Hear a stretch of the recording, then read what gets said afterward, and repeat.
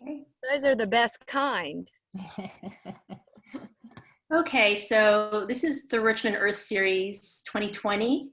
Thank you for dialing in. I'm Susanna Calvert. I'm the, let's see, what is my title? I'm with the First Unitarian Universalist Church of Richmond Earth Ministry, and we are bringing this to Richmond and beyond, and in partnership with the Living Water Community Center and the Foundation for Family and Community Healing. And our hope is to learn and grow and engage and take action with all things related to caring for Earth. The way we are going to do this Zoom call is we have our speaker, Joyce Hostin. We'll have the first 45 minutes for her presentation, and then we reserve 30 minutes at the end for question and answer and discussion. So please take note of your questions that you want to ask Joyce. Her talk is called Rewilding Self, Place, Earth, and Earth. Rewilding is Creating Belongings.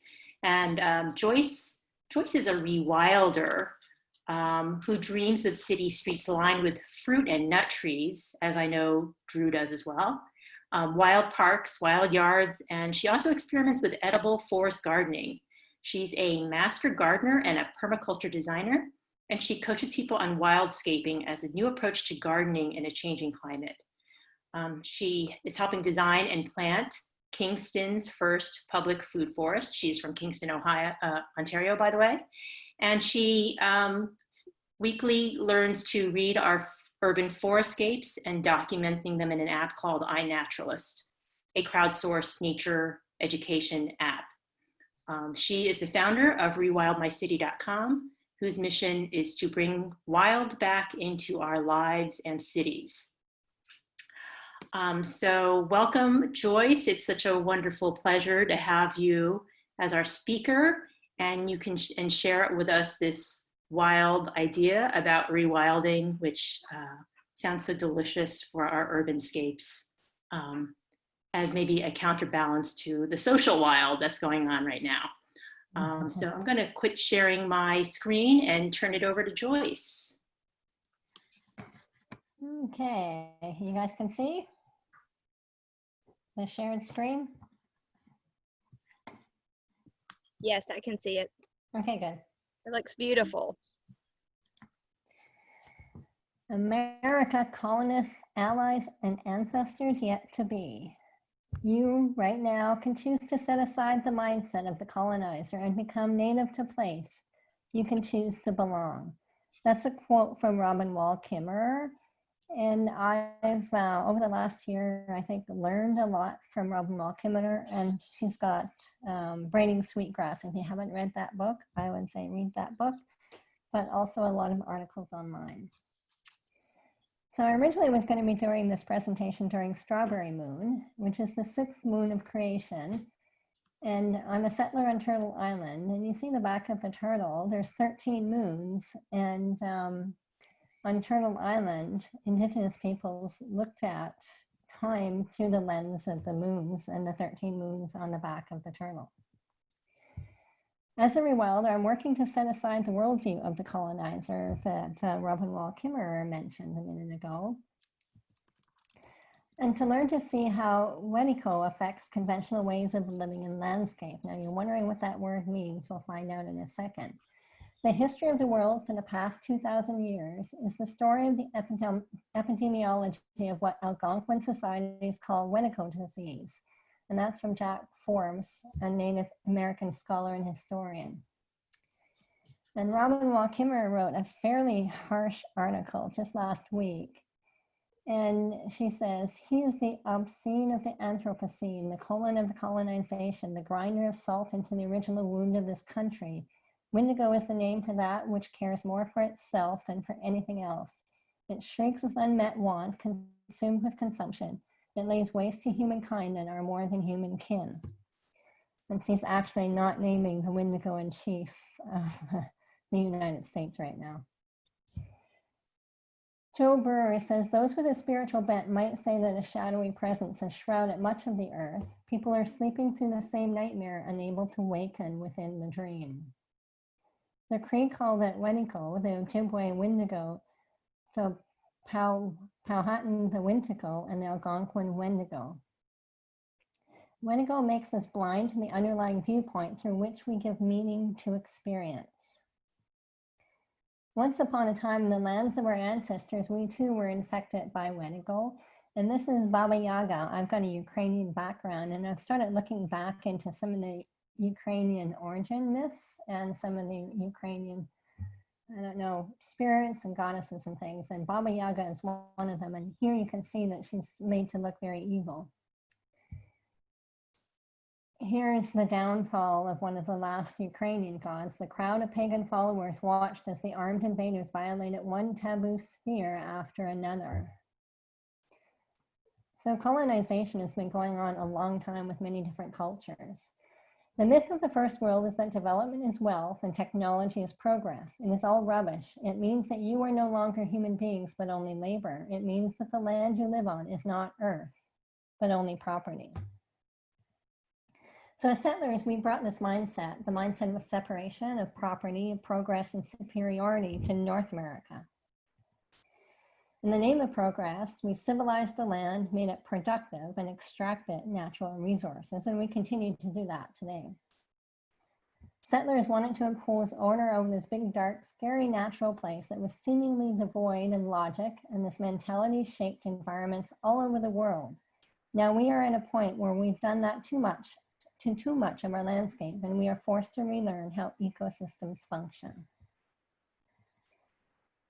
And it's still going on. This is Bill and Melinda Gates Foundation in Africa. They're bringing the green revolution to Africa, which is destroying the African agricultural systems. And there's a lot of anger happening because of that. So we're still taking this approach. Our words, our worldview separate us from the more than human world. And you'll see on the left, the environment at the base of our worldview is a capitalist global economy, and the whole world as this environment. Whereas, and this is a specific, the Nekaliman culture, their worldview or their environment is based on a tropical mountain rainforest, rocky soil, and very little wild game. It's a very different base understanding that the worldviews come from. So values, and you can see at the top, the very different values and the value of relationships. And you see nature spirits in the Nekaliman culture. The very fact that we have a word for nature is evidence that we do not regard ourselves as part of it. And this is Yosemite. And to actually build Yosemite, they had to kick out the indigenous peoples. They evicted them from their land. And this is still happening around the world. And this type of, I don't know if you'd want to call it rewilding and nature conservation, is resulted in, there's a book called Conservation Heroes, which looks at this. Luther Standing Bear says, "We do not think of the great open plains, the beautiful rolling hills, and the winding streams with tangled growth as wild. Earth was bountiful, and we were surrounded with the blessings of the great mystery.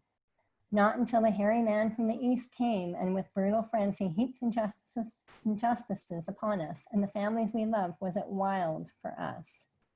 So you're starting to see the word wild and the meanings of that. So plants and humans, we're having some major relationship issues, and our conventional agriculture is one of those relationship issues that we're having. There's headlines like this one struck me, "Making biofuels cheaper by putting plants to work." And think about the worldview that represents. Ursula Le Guin, "Animals were once more to us than meat, pests, or pets. They were fellow creatures, colleagues, dangerous equals." And I wouldn't actually put plants in there with animals. So what is the meaning of rewilding? I don't have an answer for you. But as Ursula Le Guin says, fellow creatures, colleagues, dangerous equals. Fellow creatures. Lars, and I don't know how to say his last name, Spruebrook, he says sympathy is what things feel when they shape each other. We've lost that notion of sympathy, but I really like it when it comes to rewilding because it's about shaping each other and the relationships that evokes. So what counts as wilderness is not determined by the absence of people, but the relationship between people and place, the sympathy. So it isn't a regression to pre-industrial times, or is it? We might ask that question. But what if rewilding is about embracing low tech, which is a new phrase for traditional ecological knowledge? And there's a book that was just released called Low Tech Design by Radical Indigenism. And those rice paddies that were constructed centuries ago is one of those examples of low tech where we partnered. We weren't separated from the wild, but we partnered very closely. We were part of it, and we, like beavers, constructed ecosystems that worked for everyone.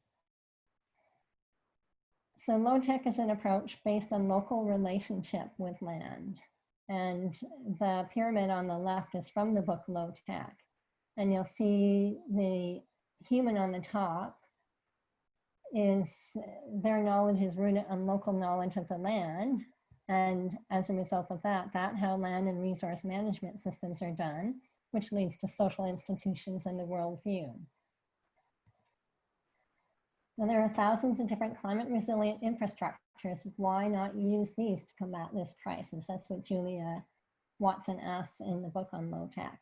And this is an aquaculture system in a city in India where it cleans most of their water for the city, and it's also aquaculture, so supplies them with fish. What if rewilding is a progression towards an ecoculture of the future? This is a farm. And Rebecca Hoskin of Village Farm, there are farmers that are really overturning what agriculture is. At Village Farm, we've returned to agriculture's old understanding and view our farm as a living, breathing ecosystem. We view our soil microbes, fungi, earthworms, herbs, flowers, trees, insects, wild birds, mammals, including such usual farmers' foes as foxes and badgers, to be as important as our 750 sheep, 8 breeding sows, a boar, and 4 hives of rare native British black honeybees. All sustain the wealth and health of our land and our business. What if our rewilding is about embracing our relationship with our more than human kin? And Robin Wall Kimmerer says, a bay is a noun only if water is dead. When bay is a noun, it is defined by humans, trapped between its shores and contained by the word. But the verb wikwegama, to be a bay, releases the water from bondage and lets it live. To be a bay holds the wonder that for this moment, the living water has decided to shelter itself between these shores, conversing with cedar roots and a flock of baby mergansers, because it could do otherwise, become a stream or an ocean or a waterfall. And there are verbs for that too. You can see wildness in the movement of glaciers, or you can track it in star-forming regions in the Orion Nebula. Wildness is everywhere. It starts with the microcosmic particles, and it goes more than 13 billion light years into the cosmos. It's in the soil and in the air. It's on our hands. It's in our immune systems. It's in our lungs, where there are 2,000 bacteria per square centimeters. That's inside of us. In certain respect, much of what we consider us is in fact not us. We breathe and wildness comes in. We don't control it. I'd say wildness goes out as well. What if rewilding is a step towards belonging in all dimensions? David Haskell from the Songs of Trees asks, or suggests that ecological aesthetics, which I would call rewilding, is not a retreat into an imagined wilderness where humans have no place, but a step toward belonging in all dimensions. The ability to perceive beauty through sustained embodied relationship within a particular part of the community of life. The community includes humans in our various modes of being within the biological network as watchers, hunters, loggers, farmers, eaters, story singers, and habitat for microbial killers and mutualists alike. The ash tree was a living thing, but the more I looked at it, the more I saw it as a place, a habitat, as well as an individual bearing the traces of other lives and tracing its own life through them. What if rewilding is about learning from the indigenous worldview? So on the left is what some are now calling the ecosystem, where we see humans as being on top and the most important species, to an ecosystem where we're all mutualists, all supporting each other. For me, rewilding is the one on the right. Chief Phil Lane says we are all indigenous to Mother Earth. What if rewilding is about recognizing the legal rights of all beings? And this is from the 15th century, where there was this ongoing legal battle between this vineyard pest, beetle, the vineyard beetle, and the villagers. And the villagers lost their case. The second time around, a compromise was suggested, which the weevils were to be at least a location of sufficient pasture outside of the disputed vineyards. Rather than being masters of the natural world, we are part of it. We want to live like that as our starting point, to begin with the view that Wangani River is a living being, and then consider its future from that central belief. So a river just was given legal rights in New Zealand. And I think that's the start. There's the Commons movement for the Great Lakes to also bring legal rights to the Great Lakes. What if rewilding is about practicing the honorable harvest? For each of us, all species need to consume to live. And Anne Galloway, who runs the More Than Human Lab in New Zealand, she's asking questions like what might be considered a good death for farm-based animals. So we need to think about what we are making not simply as tools to do our bidding, but rather as co-inhabitants in the same complex ecological system in which we all live. Now, what is the meaning of land? So we live on land, we live in cities, we live in a house that often is our own property. Ambrose Pierce defines land as a part of the Earth's surface considered as property. The theory that land is property subject to private ownership and control is the foundation of the modern society and is eminently worthy of the superstructure. Robin Wall Kimmerer says Native people have a different term for public lands. We call them home. We call them our sustainer, our library, our pharmacy, our sacred places. And here's, this is a slide that she did with, you'll see our conventional definitions of land in the orange on the right, and a number of her definitions on the left. And she's asking, is land a source of belongings or a source of belonging? And we don't need to restore land or to rewild land. I think that's a conclusion that could come out of that potentially. But instead, we need to be restoring our relationship to land. Restoring the land. We've lost the stories from the land. And Barry Lopez, author of Arctic Dreams and a number of other fabulous books, he says Eden is not a place. Eden is a conversation. It is the conversation of the human with the divine, and it is the reverberations of that conversation that create a sense of place. It is not a thing, Eden, but a pattern of relationships made visible in conversation. To live in Eden is to live in the midst of good relations, of just relations, scrupulously attended to, imaginatively maintained through time. Altogether, we call this beauty. So how do we step towards wildness? I think one of the questions is what brings us alive? So think about, how do you feel when you read this? All you and your pet rock can share is you fall at the same speed. Now, that's from quite a long time ago, so you probably don't remember it, but this was a thing for a while, pet rocks. Now this poem, just now a rock took fright. When it saw me, it escaped by playing dead.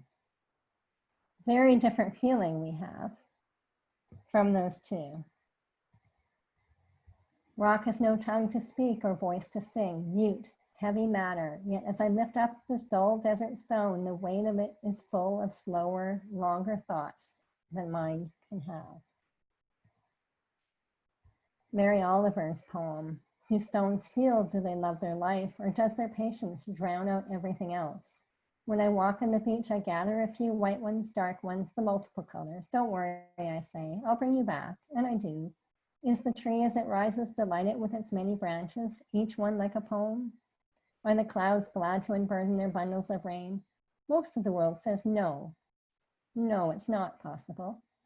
I refuse to think such a conclusion. Too terrible it would be to be wrong. And Robin Wall Kimmerer, there is an ancient conversation going on between mosses and rocks, poetry to be sure, about light and shadow and the drift of continents. Each moment is an invitation to the magic of relationship. So there's different languages, the poetry versus the rational words. And what is magic? In the deepest sense, David Abraham, The Spell of the Sensuous, a wonderful book, says, in the deepest sense, magic is an experience. It's the experience of finding oneself alive within a world that is itself alive. It's the experience of contact and community between oneself and something that is profoundly different from oneself, a swallow, a frog, a spider weaving its web. Ursula Le Guin again. Very slowly burning, the big forest tree stands in the slight hollow of the snow melted around it by the mild, long heat of its being, and its will to be root, trunk, branch, leaf, and know, earth, dark, sunlight, wind touch, bird song. Rootless and restless and warm-blooded, we blaze in the flare that blinds us to that slow, tall, fraternal fire of life as strong now as in the seedling 2 centuries ago. Poets really help us see beyond. One way to stop seeing trees or rivers or hills only as natural resources is to class them as fellow beings, kinfolk. I guess I'm trying to subjectify the universe because look where objectifying it has gotten us. To subjectify is not necessarily to co-opt, colonize, exploit. Rather, it may involve a great reach outward of the mind and the imagination. So try thinking like a bee. If you're thinking like a bee, and you're thinking about your yard, and you're thinking about a city, is there someplace, something to eat, a place to build a home, a place to hibernate? How do we put ourselves into and try and be within, I don't know, the presences of these different beings? Think like a seed. Who is Key's mother? Who does Key yearn to become? What brings Key alive? Think like an earthworm. Does the soil invite Key home with organics? Think like a bird. Is there some place to raise Key's young, to drink, to catch insects, to hide from predators? Anne Galloway from the More Than Human Lab, who her sheep farm is an integral part of her lab. I don't think I really understood what it means to take other forms of life seriously, to live within a world and to care for a world until I kept sheep. I've had pets my whole life, but they did not prepare me for the challenges the sheep have presented to my worldview and how together we have reconfigured our worldviews. So every natural place, even something as small, I think, as a crack in concrete, is open to being known. And somewhere in this process, a person begins to sense that they themselves are becoming known, so that when they are absent from that place, they know that place misses them. And this reciprocity, to know and to be known, reinforces a sense that one is necessary in the world. And Christopher Alexander from the Pattern Language. For fact is that the seeming chaos with which is in us is a rich, rolling, swelling, dying, lilting, singing, laughing, shouting, crying, sleeping order. If we only let this order guide our acts of, and he's talking about building, but I would change it to gardening here. The gardens that we make, the towns we help to make, will be the forests and the meadows of the human heart. So gardening wild, I think, is about thinking like a forest. Most of us have been taught to think in static classes. This is a tree, this is a bug, this is a chickadee. In a dynamic system, it's the interactions and relationships that count. The tree captures sunlight, the insect chomps the leaves, the bird eats the bug, and all this makes nutrients and energy cycle around vigorously, creating niches, diversity, habitat, and opportunities. And that's a bumblebee on some Virginia creeper. in my yard, which is a native plant, which in addition to feeding the bees is also an edible that I can eat, and it loves the shade of my forest garden. Thinking like a forest guides our answers toward creating relationships that breathe life into our landscapes. And this was from an article in The Guardian of someone who said they've struggled with weedy patios and rank lawns. So think of the judgment in those words. Really weedy patios, rank lawns for a few years, but I now see tidy gardens as they are for every other living species, desolate and hostile, stripped of the natural abundance and vigor that our soils and climate naturally serve up, even in the heart of a city. So I remember thinking like a bird, thinking like a bee, thinking like an earthworm. What do they think of our tiny lawns? So rewild your yard to invite in life and regenerate your relationship with the more than human world. And there's someone with a number of cardboard signs making it very public what they're doing and inviting others in.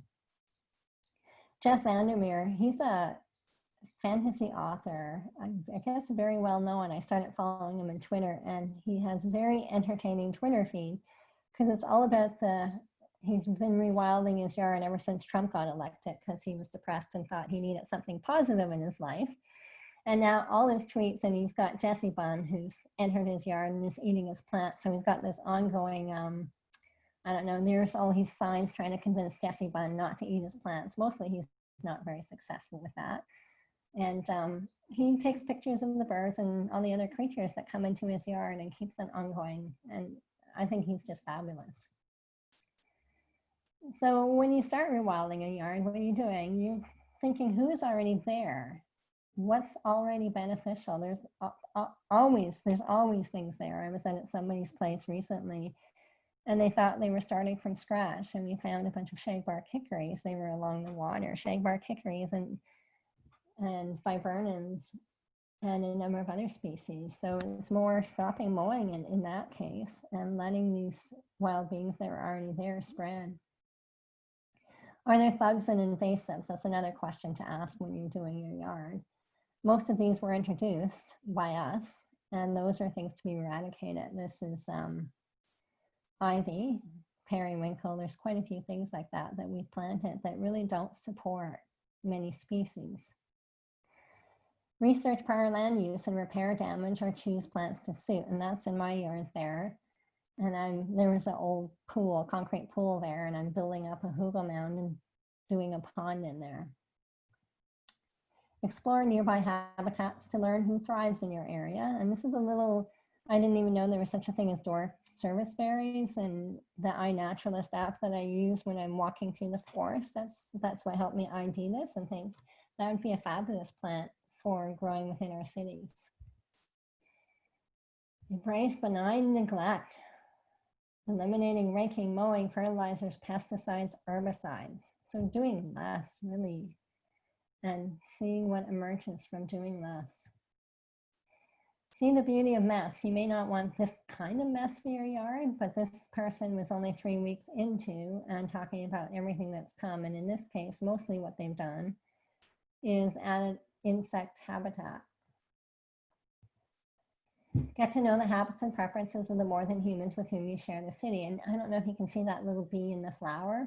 I just learned this is a little sweat bee, and it's a teeny tiny little green bee that lives in holes in the ground. And it pollinates, especially our smaller flowered native plants.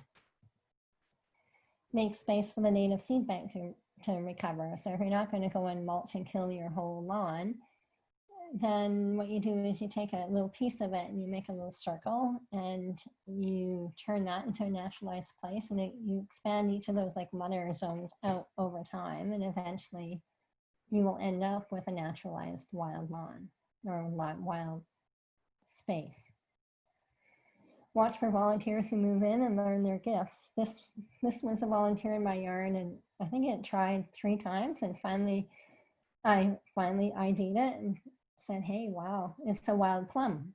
So now it's welcomed in, and I wish I'd ID'd it properly years ago. Learn to uncultivate. Let king go to seed, let king grow tall, and weep over the edges of order. So let go of the control. and treat it as an ongoing conversation with the land, evaluating and adjusting each season. This is my front yard in the winter. It's a forest now, as you can see. And that path there, the flagstone path, that just got put in a couple of years ago. And that's part of the ongoing conversation with the land. And Sarah Stein of Noah's Garden.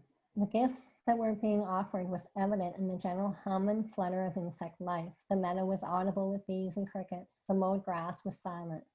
The meadow waved and nodded in the wind. Crowds of leafhoppers leapt to the brush of a hand. The lawn was deadly still. And invite people into the conversation. Be brave with your invitations. Put up some signs if you're doing this.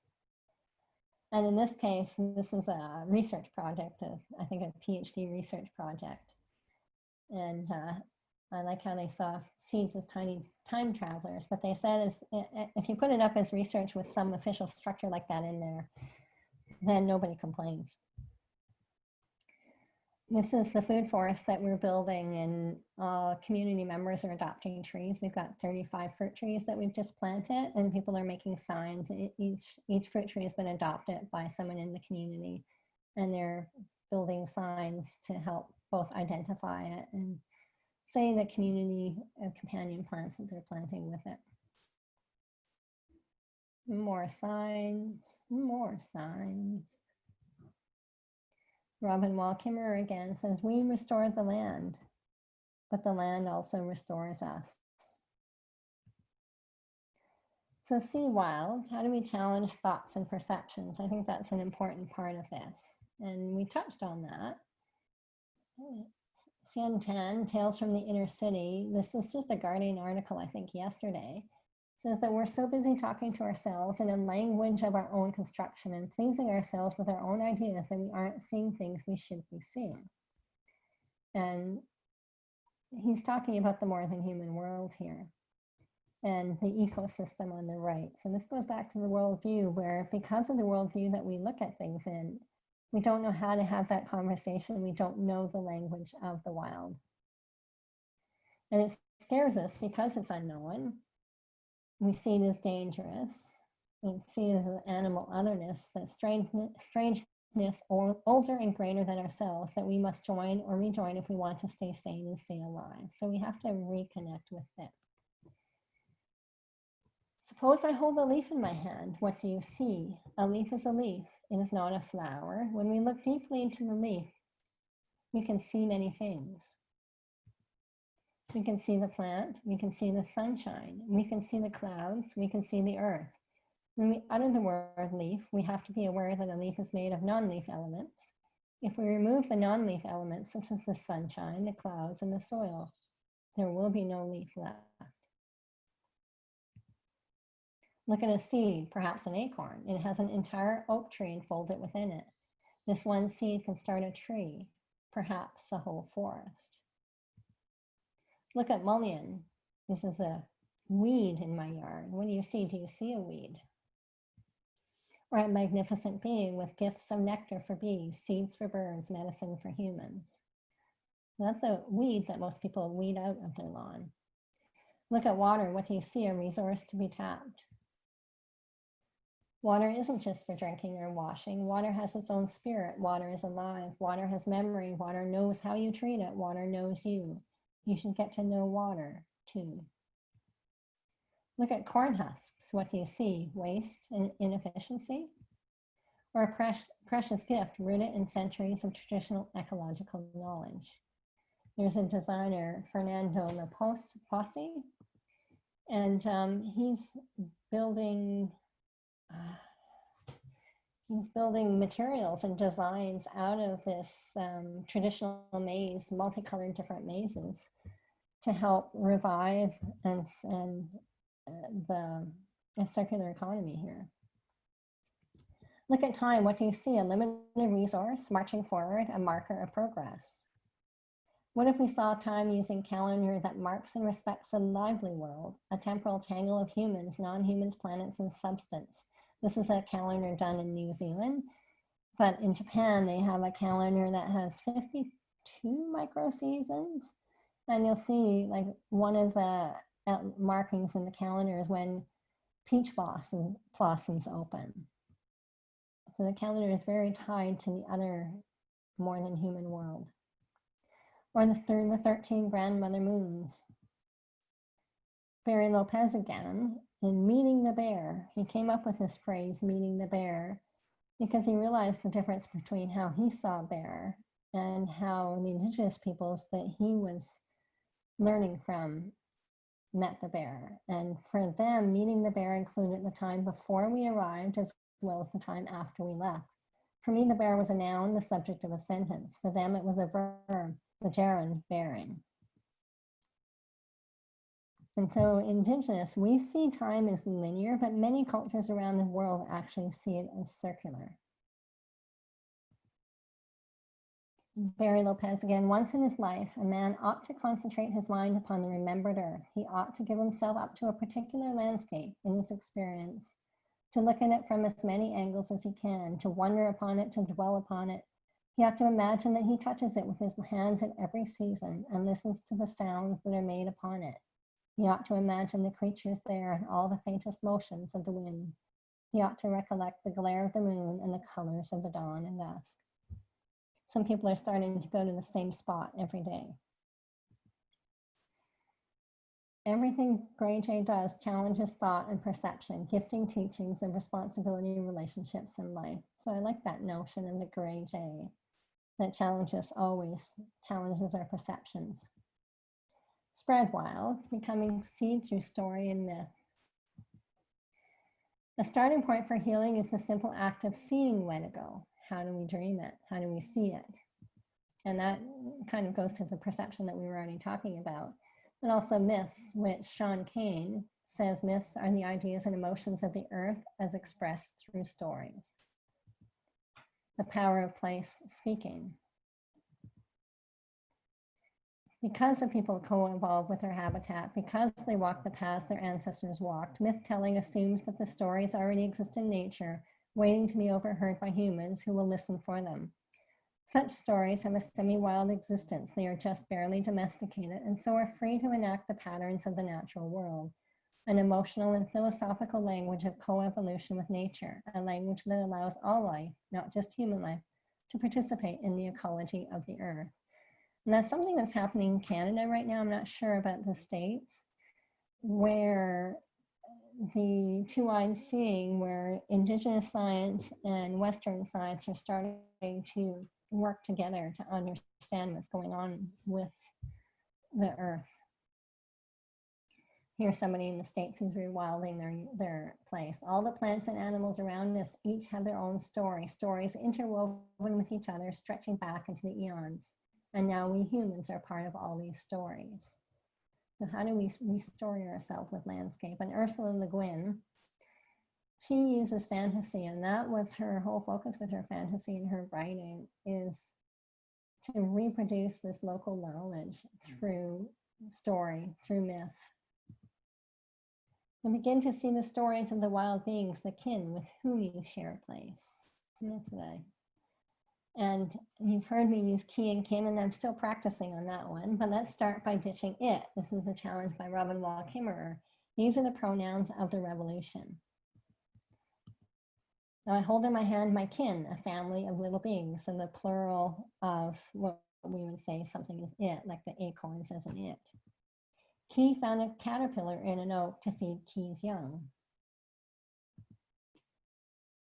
Thomas Berry says our challenge is to create a new language, even a new sense of what it is to be human. It is to transcend not only the national limitations, but even our species isolation to enter into the larger community of living species. Along with other animals, the stones, the trees, and the clouds, we ourselves are characters within a huge story that is visibly unfolding all around us, participants within the vast imagination or dreaming of the world. David Abraham again.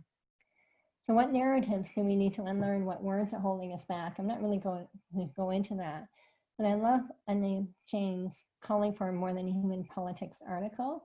And these are some of the words that she's challenging: fixing, caring, planning, gardening, producing, engendering, innovation, resurgence, growth, nurture, certainty, contingency. systems assemblages. Getting food through hunting, fishing, gathering, gardening, and the management of a variety of ecological assemblages involves people intimately with one of the most complex ecosystems in the world, one that is chock full of an astounding array of different kinds of interacting and mutually constituting beings. It also entangles the lives of that forest with worlds we might otherwise consider all too human, by which I mean the moral worlds we humans create. So Eduardo Cohn, in How Forests Think, he's an anthropologist that's really upturning anthropology and saying you can't understand humans without understanding their connection to the more than human world around them. So offering gifts, what gifts can we have to offer back? We humans are more than consumers. We are scientists and artists and farmers and storytellers. We can join in the covenant of reciprocity, seeking what Onondaga clan mother Audrey Shenandoah called justice not only for ourselves, but justice for all creation. So not all of us have to create gardens. We all have different gifts to give. And these are illustrations, are the We the Ark movement. And there's a fabulous illustrator that's drawing on Celtic mythology to illustrate that. So how can we reciprocate the gifts of the earth? In gratitude and ceremony, through acts of practical reverence and land stewardship, in fierce defense of the places we love, in art, in science, in song, in gardens and children, in ballads and stories of renewal, in creative resistance, in how we spend our money and our precious lives by refusing to be complicit with the forces of ecological destruction. And this is someone in Kingston who has a poem wall, and they regularly change the poem on their poem wall. Whatever our gift, we are called to give it and dance for the renewal of the world. So imagine transforming ourselves from soil consumer to soil community members. We consume, but we are actually members. Begin a relationship with a tree, your yard, your street, your city, your food. And this is someone who does the signs for hedgerows in the UK to help people learn the birds that live in the hedgerows. Go to a nearby natural area and really get to know it. Let it flow through you. Keep practicing.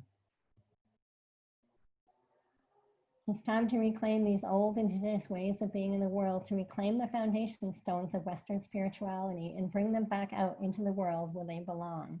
And it's Sharon Blackie who's also reviving the Celtic and mythic imagination. You have to start from the place, whatever clan you start from, your own land, and then you sing what's there in the land. Go slowly, listen to the land, it will tell you what to do. Maybe we need to go underground, working in network symbiotic companionships like mycelia arrangements to generate infinite micro-revolutions. But being a good ancestor, your dust and your grandchildren will mingle here. They will reap the consequences of whether you choose to banish Wendigo thinking. You can follow the going home star and make a home here grounded in justice for land and for people.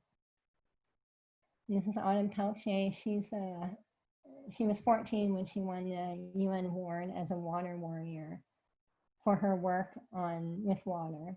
And she says one day in her speech to the UN, she said, one day I will be an ancestor and I want my great-grandchildren to know I tried hard to fight so they can have clean drinking water. Let us put our minds together to see what kind of future we can make for our children. And Robin Wall Kimmerer ends with, colonists become ancestors too. The question is, what kind of ancestors do you want to be? That's it.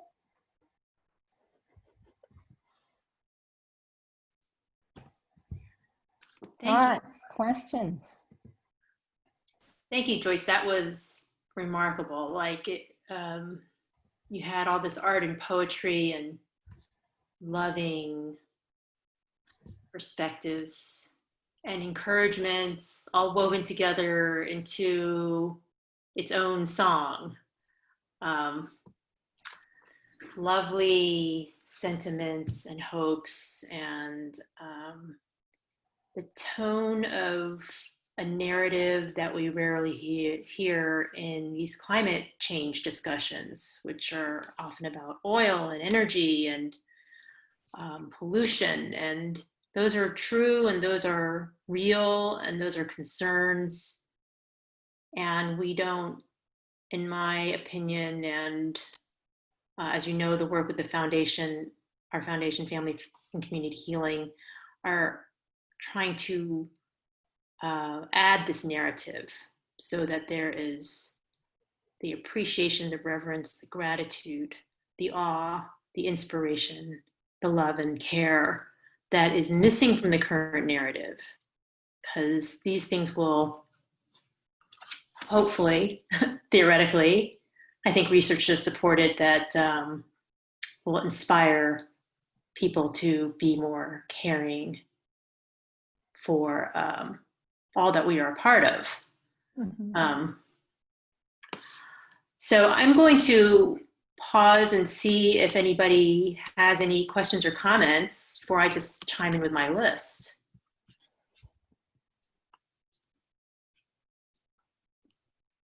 I just wanted to second what Susanna was saying about all the beautiful pictures, and I love quotes. It is an incredible presentation. I would say your experiment went very well with that presentation. Thank you.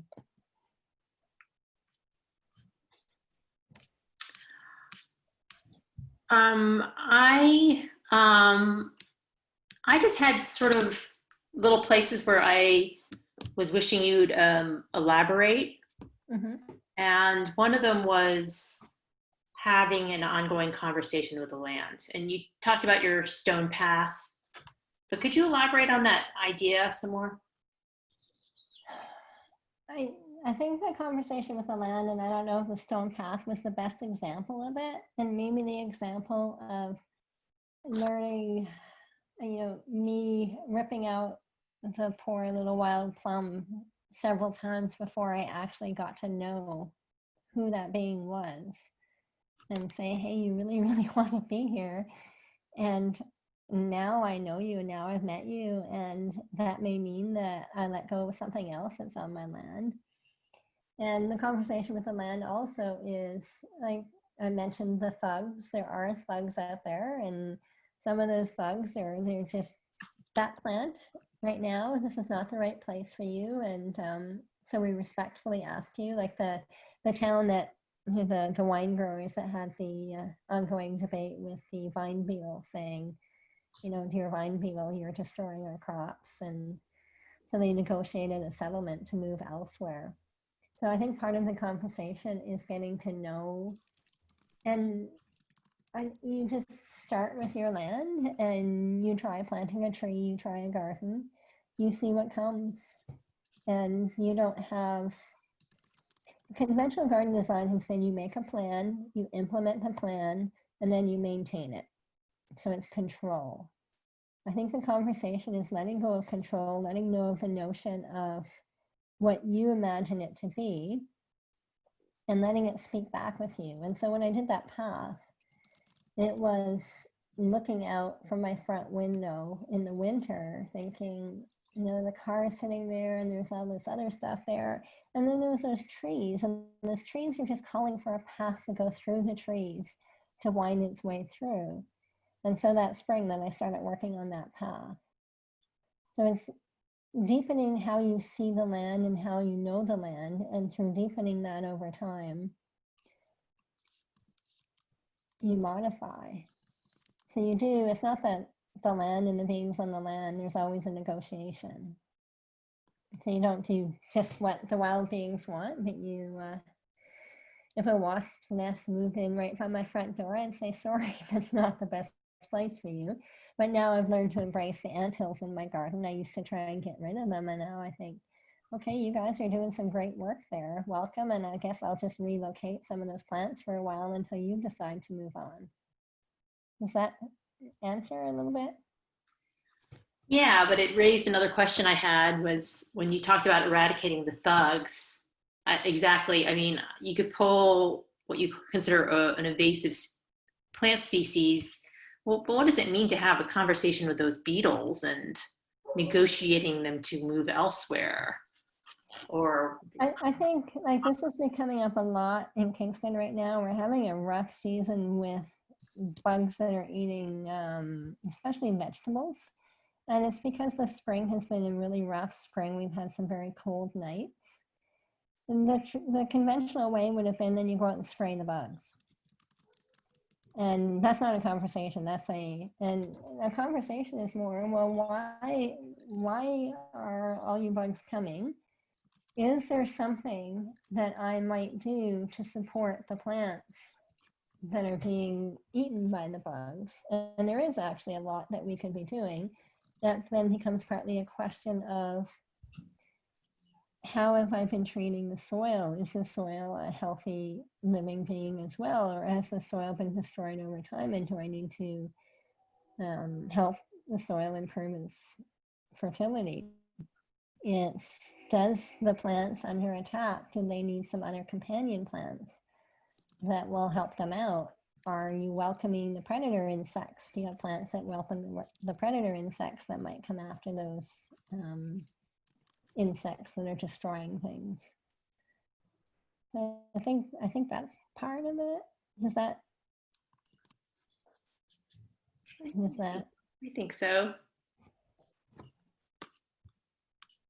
Kimberly or Drew, do you have any other thoughts or questions?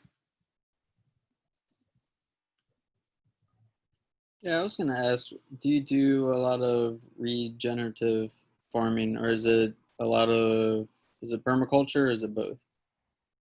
So permaculture, which is regenerative, permaculture is a regenerative practice.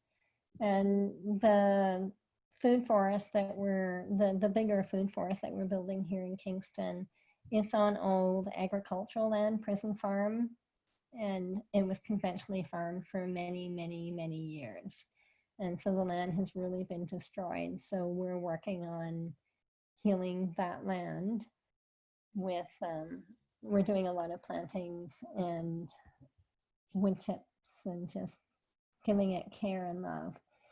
And not working directly with regenerative agriculture outside of that, although I'm part of the Master Gardeners group, and there's someone in there that's intensely involved with the regenerative agriculture. So as a group, that's one of the things. And our approach to all our gardening, which we're calling it wildscaping now from the Master Gardener context, is all about regenerative practices. And I think that's a step past sustainable. Sustainable is keeping things as they are. And we can't keep things as we are. We have to regenerate. Are you planting specific things to leach things from the soil there that you have to keep taking out, and then planting new things and leaching more from the soil to regenerate, to make the soil better? No, that would be something that you might need to do if there was some contaminants and heavy metals on land. There are practices that you can do to do that. But the land that we're working on doesn't have that type of contamination. So it's more plants that leave their fertility behind, that have deep root systems that help the microbial life go deeper into the soil. It's by allowing like succession to start happening, which means all these different plants come in, and as the plants go through their cycles, they build soil. It's about bringing in piles and piles and piles and piles of wood chips and spreading them around, because wood chips are one of the best things to help amend and improve the soil.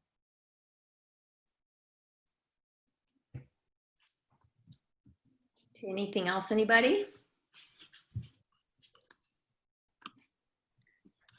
Joyce, one of the things that I really appreciated, one of the many things I appreciated in the presentation is just the respect of other animals and their right to be there.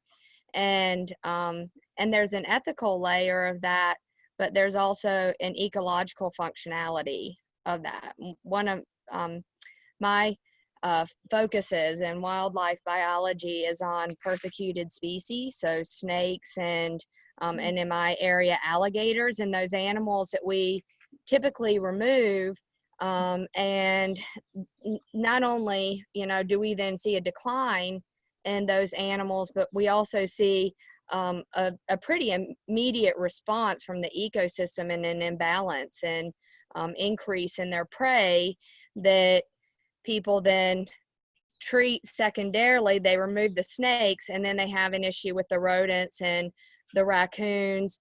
And so speaking to the cycle and the relationship, and with, you know, plants, we have that. I mean, we have it on all scales where we have insect predators that are out there doing services that for species that we do find to be unpleasant. So I really appreciated the parallel in our stories, and I couldn't resist but ask what you've observed with snakes and the conversations that you have with people about snakes, because some of your pictures I just couldn't help but think, wow, what beautiful snake habitat, and just seeing the system and those linkages, and not just our relationship with these organisms, but really appreciating their relationship with each other and what that means for us as well. Yeah, I think how do we help people, and that goes back to seeing, how do we help people see? How do we introduce people to these other beings and their incredible gifts that they offer, not just the fear part that we've had? We don't really have, snakes aren't like, I don't know, I guess there is some fear of snakes here, but we don't have any snakes that are, I would call, dangerous. Mm-hmm. We do have, like someone was saying, and she's a friend, that she had tarps out all over the place, and when she was moving them around in the spring, tons of snakes came out, and she's like, that's why I don't have any voles and stuff in my yard. Awesome. So she saw them as like this incredible gift that was really helping her out. And I think it's like pollinators, not that long ago, we didn't care about them at all. We didn't care about bees. We didn't care about butterflies.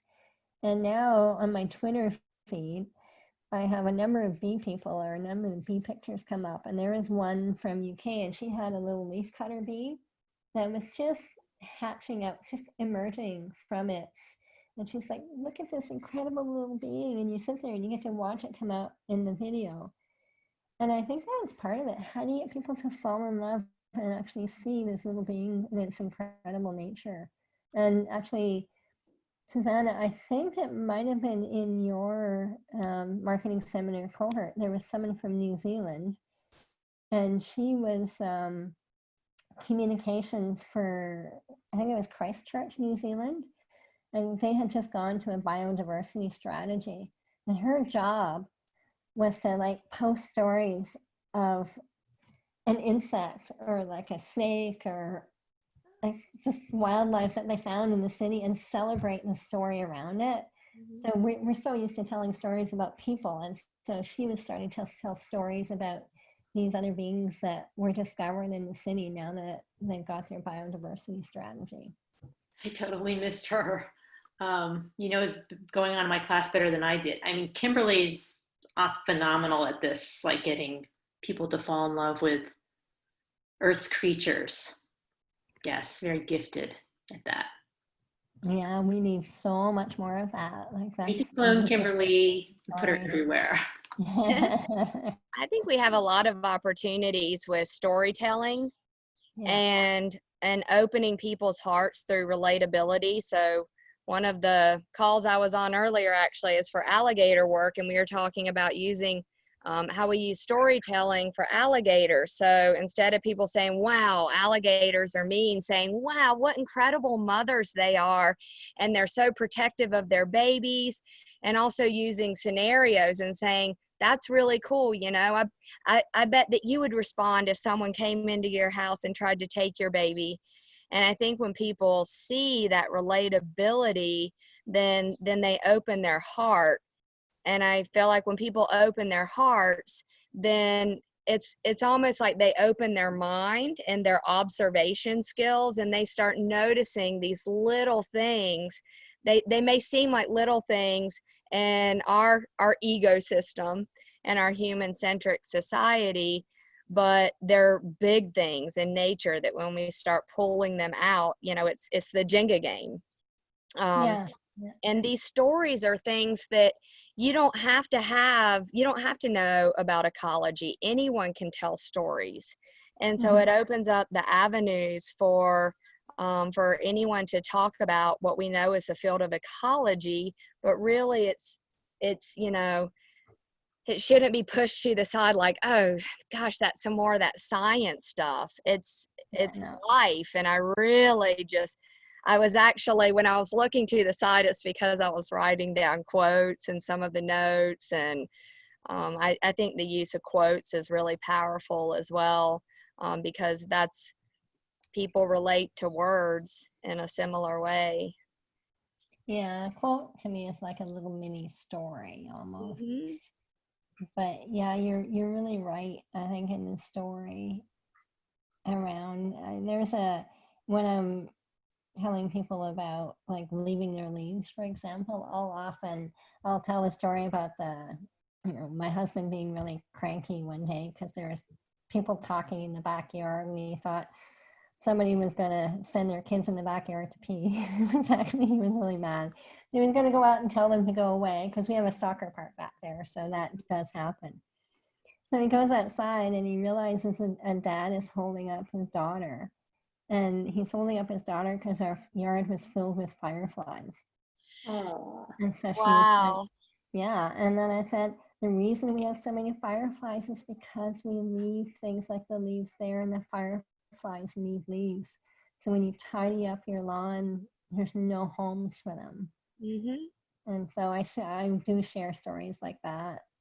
I don't often use logic with people because I don't find logic works. But as you say, like people, you touch them emotionally, and you start that, you know, just one creature that they build a relationship with, and then how do they see differently, and how does that open them to another relationship and then another one. Yeah. that little girl might grow up to be an entomologist one day. Yeah. Well, thank you for that beautiful story, Joyce, and for your inspiring presentation. I appreciate you bringing your vast amount of knowledge and love for Earth together into very, very moving presentation. And I'd like to wrap it up, though, because we are over time. And just to put in a pitch for our next speaker, which is Mindy Zlotnick, who will be talking about the rights of nature. And you did mention fighting for the rights of nature. And I love this approach because it turns the tables on the polluters and puts them on the defensive instead of concerned citizens always just trying to react and keep up with their changing narrative and lack of information and public accountability. So rights of nature gives power back to parts of nature. So I hope you'll join us, and thanks for tuning in. And thank you for letting me record this so I can send it out to the mailing list. Thanks for dialing in, everybody. And Joyce, I put it in your email. I'd love to. Okay. I'd love to talk more and maybe share some more stories, and maybe we can find something we can work on together. That would be great. And so Suzanne and